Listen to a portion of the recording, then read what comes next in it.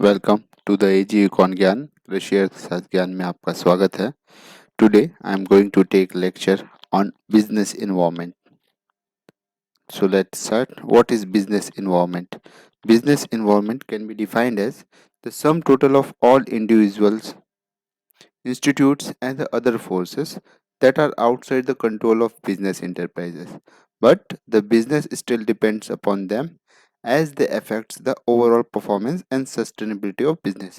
So business environment या business का वातावरण वह कहलाता है जो सभी चीज़ों को समाहित करता है, जैसे सभी इंडिविजुअल्स हो, इंस्टीट्यूशंस हो, है ना, और अदर फोर्सेस जो बाहर से बिजनेस को प्रभावित करते हैं, क्योंकि उनसे बिजनेस प्रभावित होता है। और यह फोर्सेस क्या हो सकते हैं? The forces constitute the business environment is suppliers, competitors, consumer groups, media, government, consumers, economic condition, market conditions, technologies, trends, multiple other institutions multiple other institutions working externally for the business, है ना। तो जितने भी ये बाहर involvement होते हैं, supplier, competitors, consumers, government, economic condition, market की कंडीशन, टेक्नोलॉजी, बहुत से ऐसे फैक्टर्स होते हैं जो बिजनेस को प्रभावित करते हैं। एग्जाम्पल के तौर पे अगर हम बात करें तो कोई भी टैक्स चेंज अगर आ रहा है तो जिससे सीधे सीधे कंज्यूमर खरीदने के लिए, जो कंज्यूमर खरीदता है वो प्रभावित होता है, साथ ही साथ बिजनेस भी प्रभावित होता है। So what are the importance of business environment, है ना, कि बिजनेस इन्वायरमेंट को क्यों हमें समझना है, उसका महत्व क्या है। तो ये सबसे इम्पोर्टेंट एस्पेक्ट है किसी भी बिजनेस को करने के लिए, है ना। और इसको अंडरस्टैंड करने के लिए हम कुछ बिंदुओं के तहत बिजनेस इन्वायरमेंट को समझ सकते हैं। जैसे पहला है, it enables to identify business opportunities, है ना। तो ये हमें बिजनेस अपॉर्चुनिटी या हमारे पास क्या संभावना है उसको समझने में मदद करता है बिजनेस इन्वायरमेंट, है ना। जितने भी चेंजेस बिजनेस करने के तहत होते रहते हैं सभी नेगेटिव नहीं होते हैं, है ना। तो हमको कुछ को देखना है कि क्या हमारे लिए पॉजिटिव है, क्या हमारे लिए नेगेटिव है, और उसके साथ हमको फिर कार्य करना है। ठीक है, फॉर एग्जांपल कि अगर हम सप्लाई अच्छे से नहीं कर पा रहे हैं, कुछ बिजनेस में प्रॉब्लम्स आ रही है, तो क्या हमारे लिए नए मार्केट खुल सकते हैं, जैसे ई कॉमर्स, जैसे अमेजोन हो गया, फ्लिपकार्ट हो गया। ये सभी क्या है, एक नई अपॉर्चुनिटी के तहत बनाए गए बिजनेसेस है। दूसरा है, helps in tapping useful resources, है ना। तो हम बिजनेस इन्वायरमेंट के तहत, बिजनेस इन्वायरमेंट हमें हेल्प करता है कि ये सभी रिसोर्सेज जो हमारे पास संसाधन है वो किस प्रकार अच्छे से अच्छा उपयोग कर सके, ताकि हम इन रिसोर्सेज को कन्वर्ट कर पाए गुड्स और सर्विसेज पे। ठीक, तो सेकंड है tapping in, and third, coping with changes, coping in with changes. तो जितने भी बिजनेस इन्वॉल्वमेंट जब हम बिजनेस करते हैं तो वो धीरे धीरे उसमें बदलाव आते रहता है। तो हमको उस बिजनेस के बदलाव के साथ साथ हमें उन चेंजेस को धीरे धीरे बदलाव लाना पड़ता है। जैसे कस्टमर की रिक्वायरमेंट क्या है वो बदल रही है, इमर्जिंग ट्रेंड्स, नए ट्रेंड्स क्या है वो, साथ ही न्यू गवर्नमेंट और पॉलिसी के कारण चेंज, टेक्नोलॉजिकल चेंज के कारण चेंज, है ना। तो इन सब रेगुलर चेंजेस के कारण जितने भी हमारे बिजनेस में चेंजेस आते हैं उसको हम डील कर पाते हैं। जैसे बहुत से ऐसी अपॉर्चुनिटी देख के पतंजलि प्राइवेट लिमिटेड उभर के आया। फोर्थ है assistance in planning, assistance in planning. तो जो ये है बिजनेस इन्वायरमेंट का इम्पोर्टेंस इसमें भी है कि जो प्लानिंग है वो हमेशा भविष्य के लिए होती है ना। वही हम कहते हैं प्लानिंग क्या है, जो भविष्य के लिए हम कर रहे हैं। तो बिजनेस इन्वायरमेंट में भी हम जो भी प्रॉब्लम अपॉर्चुनिटीज आती है उसको देख के हम डिसाइड करते हैं कि आगे का प्लान क्या होगा, भविष्य के लिए अगर ये प्रॉब्लम्स आएगी तो इसे हम कैसे सॉल्व करेंगे। इन सभी अपॉर्चुनिटी को हम देखते हैं बिजनेस इन्वायरमेंट के तहत, है ना। तो ये हो गया हमारी असिस्टेंस देता है प्लानिंग के लिए। एंड फिफ्थ है हेल्प्स इन इम्प्रूविंग परफॉर्मेंस, है ना। तो हम इन्वायरमेंट को अच्छे से समझते हैं।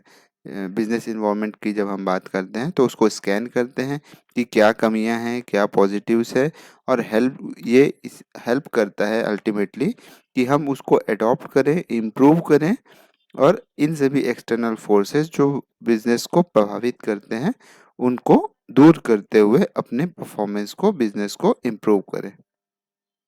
Then external and internal factors क्या होते हैं बिजनेस के, व्हाट दे आर।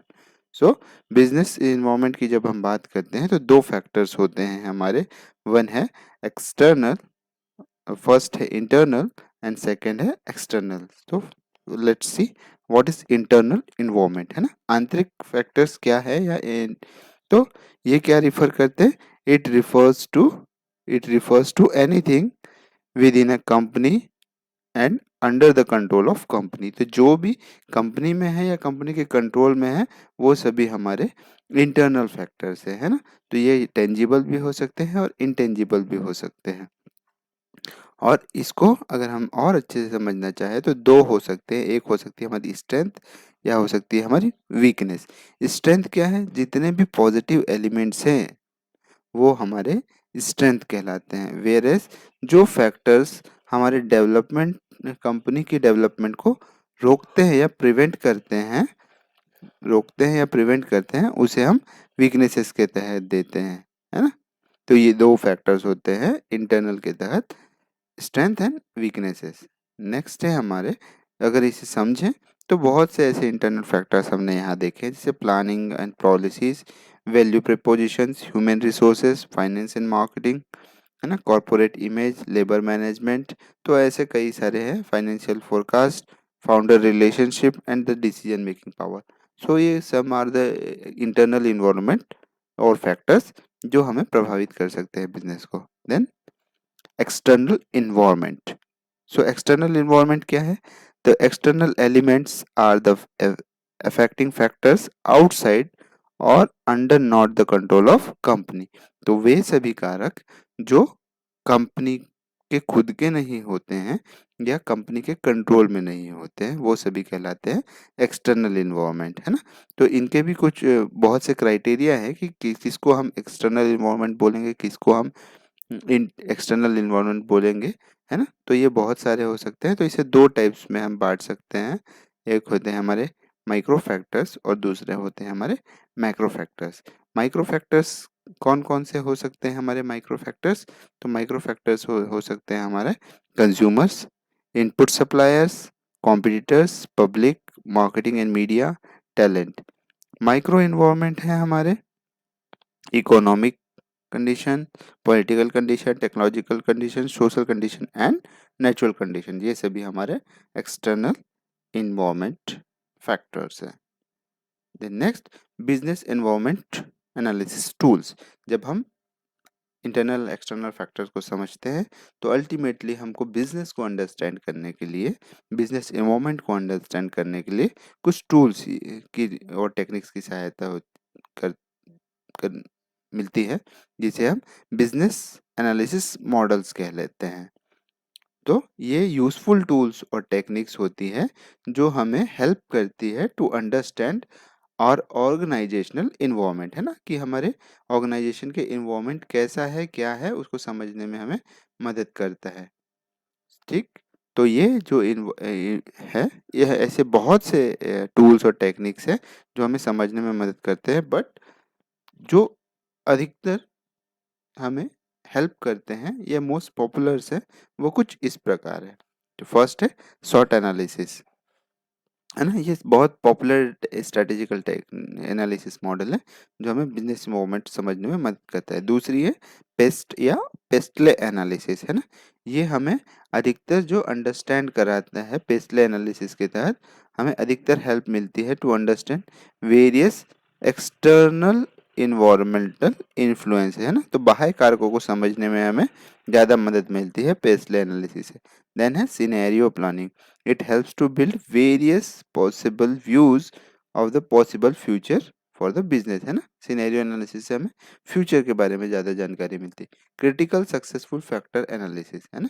तो ये आइडेंटिफाई करता है areas of business to achieve its objective, है ना। तो ऐसे एरियाज को टारगेट करते हैं क्रिटिकल सक्सेस फैक्टर में जो हमें बिजनेस को बढ़ाने में अधिकाधिक मदद करते हैं। And last, the porters 5 forces है ना, तो ये भी बहुत इंपॉर्टेंट है।